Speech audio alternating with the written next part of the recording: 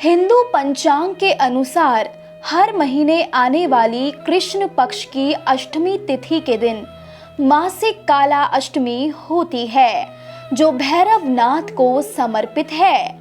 इसीलिए इसे काला अष्टमी भी कहा जाता है।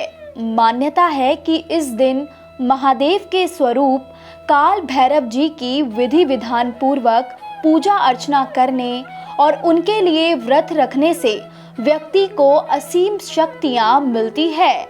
हिंदू शास्त्रों के अनुसार काला अष्टमी के दिन व्रत रखने से महादेव भी प्रसन्न हो जाते हैं और व्यक्ति की सभी इच्छाएं पूर्ण कर देते हैं। इस बार सावन के महीने में काला अष्टमी का महत्व और भी बढ़ जाएगा। इस वीडियो में हम आपको काला अष्टमी व्रत का महत्व, शुभ मुहूर्त और पौराणिक कथा के बारे में बताएंगे। सावन में काला अष्टमी व्रत का महत्व।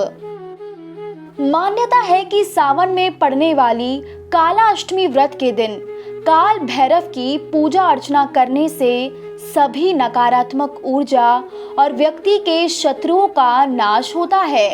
इतना ही नहीं, व्यक्ति को अपने पापों से मुक्ति मिल जाती है और उसकी तमाम समस्याएं भी जल्दी समाप्त हो जाती है। जो व्यक्ति सच्चे मन से भैरव नाथ की पूजा करता है और व्रत रखता है, उसकी सभी इच्छाएं पूर्ण हो जाती है। ज्योतिष शास्त्र के अनुसार काल भैरव की विधि विधान पूर्वक पूजा करने से कुंडली के सभी क्रूर ग्रहों का प्रभाव खत्म किया जा सकता है। इसके अलावा काल भैरव की पूजा अर्चना करने से भूत प्रेत, जादू टोना या किसी भी तरह के भय से मुक्ति मिल जाती है। सावन के महीने में काल भैरव के साथ महादेव की पूजा अर्चना करने से न केवल काल भैरव बल्कि महादेव का भी विशेष आशीर्वाद प्राप्त होता है। काल भैरव शिवजी का ही एक रूप है, जो नव दुर्गाओं के अंग रक्षक के रूप में हमेशा तैनात रहता है।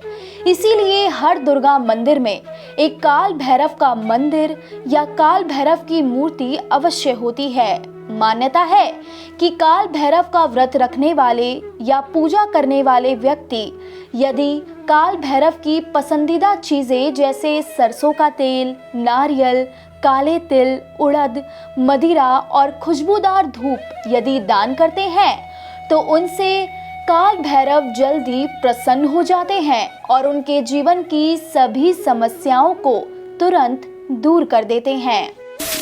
काला अष्टमी व्रत का शुभ मुहूर्त।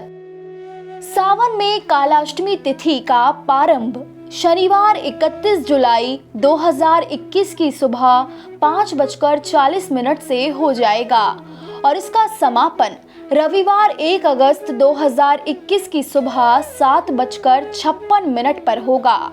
अष्टमी तिथि के शुभ समय पर महादेव के काल भैरव रूप की पूजा अर्चना करने पर व्यक्ति की मनोकामना अति शीघ्र पूर्ण हो जाती है।